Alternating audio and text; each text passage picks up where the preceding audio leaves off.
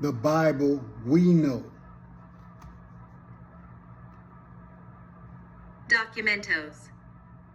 Letter from King Leopold II of Belgium to colonial missionaries, 18831.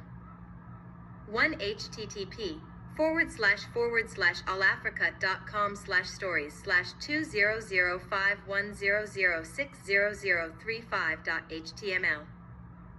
The letter which follows is courtesy of Dr. Vera Nobles and Dr. Chidizi Okoro.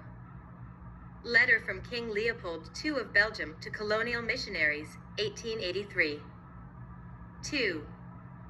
Convert always the blacks by using the whip. Keep their women in 9 months of submission to work freely for us. Force them to pay you in sign of recognition goats, chicken or eggs every time you visit their villages. And make sure that niggers never become rich. Sing every day that it's impossible for the rich to enter heaven. Make them pay tax each week at Sunday Mass. Use the money supposed for the poor to build flourishing business centers. Institute a confessional system which allows you to be good detectives denouncing any black that has a different consciousness contrary to that of the decision maker. Teach the niggers to forget their heroes and to adore only ours. Never present a chair to a black that comes to visit you. Don't give him more than 1 cigarette.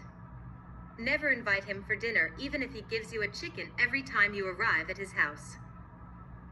The above speech, which shows the real intention of the Christian missionary journey in Africa, was exposed to the world by Mr. Mukwani Mwikwani Bukoko, born in the Congo in 1915, and who in 1935, while working in the Congo, bought a second-hand Bible from a Belgian priest who forgot the speech in the Bible. Dr. Chidizi Okoro. We should note 1. That all missionaries carried out, and still carry out, that mandate. We are only lucky to have found King Leopold's articulation of the aim of all Christian imperialist missionaries to Africa. 2. Even the African converts who today manage the older churches in Africa, the priests, bishops, archbishops, cardinals, etc. of the Roman and Protestant sects, and especially also those who evangelize born-again Christianity, still serve the same mandate.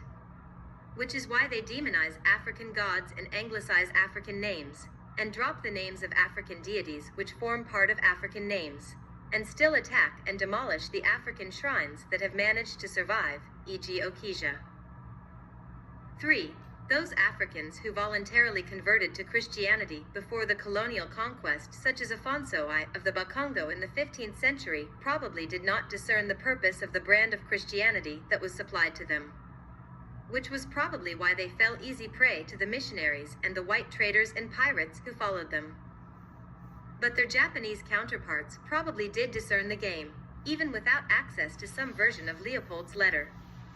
But even if the Japanese shoguns did not intuit what Leopold makes explicit, they clearly realized the danger of Japanese converts to Christianity forming a fifth column within Japanese society and state, a fifth column loyal to their co-religionists in Europe. To rid Japan of that danger, in the late 16th century, the shoguns began their expulsion of Portuguese and Spanish missionaries on the grounds that they were forcing Japanese to become Christian, teaching their disciples to erect temples, taking and trading slaves, etc. Then, in 1596, it became clear to the Japanese authorities that Christianization had been a prelude to Spanish conquest of other lands, and Letter from King Leopold II of Belgium to colonial missionaries, 1883. 3. It quickly dawned on them that a fifth column loyal to Rome and controlled by the priests of a foreign religion was a clear and present danger to the sovereignty of a newly unified Japan. Soon after.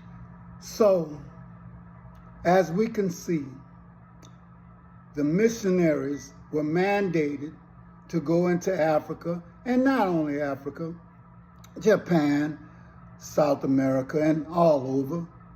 And they were the first wave of the intention to take over and subjugate the people of those lands.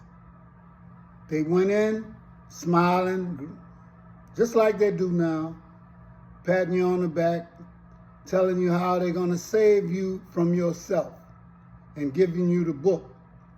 And then once they leave, you have the book and they have everything that you have. So, this was the Bible that we knew, not the one that actually is supposed to be the one that we are supposed to be exposed to. Now, the reason why they fear the truth coming out is because the Bible is a representation of colonialism written by the colonials, the colonists. And one of the things that people don't understand, they can't see, it's the same people. It's just like government, Democrats and Republicans. That's the same people. They may have differences on how they are going to achieve what they're going to achieve, but in any of it, they don't mean us any good. And so, listen. A turning point for faith? Beyond the immediate reactions and controversies, the unveiling of a black Jesus by the Vatican could mark a profound turning point for Christianity in America. It holds the potential to reshape how faith is practiced, understood, and lived. While the initial responses would likely be marked by polarization and debate, the long-term implications could compel churches to confront their historical complicity in exclusion and racism. It would challenge religious institutions and individual believers alike to ask difficult but necessary questions. Whose voices have been silenced in the story of Christianity? Whose faces have been erased from its depictions? Whose stories have been overlooked in the telling of its history? These uncomfortable questions could open the door to a more inclusive and transformative vision of faith, one that not only acknowledges diversity, but celebrates it as a reflection of God's creation. Theologically, the portrayal of a black Jesus would invite Christians to re-examine the core message of the gospel. For centuries, Jesus has been presented in ways that align with the cultural and political context of those in power. The Eurocentric image of Jesus, rooted in Renaissance art and European colonialism, has often served to reinforce systems of oppression rather than challenge them. Yet the life and teachings of Jesus stand in stark contrast to such portrayals. And so, this is the point that we want to drive home. If we know something does not mean us any good, and if we knew God before colonialists even brought that book to us, why are we still so devoted to that? To the destruction of not only you, but your children and those who come after them. And you get angry when somebody challenges it. If you're European, you get angry because you think you're losing your power and privilege. For black people, they believe so blindly and so strongly that they can't see the truth. And then you get angry at somebody telling you the truth. Jesus was a man of his time and place, born into a marginalized Jewish community under Roman occupation, living among the poor and the outcast, and challenging the religious and political elites of his day. To depict him as black might not represent a radical departure from tradition, but rather a return to the essence of his message: solidarity with the oppressed, hope for the downtrodden, and a love that transcends boundaries of race, class, and nationality. A black Jesus could offer a powerful symbol of liberation for marginalized communities, affirming that they too are made in the image of God and that their struggles are seen and understood by their Creator. Now, they said they too were made in the image of God.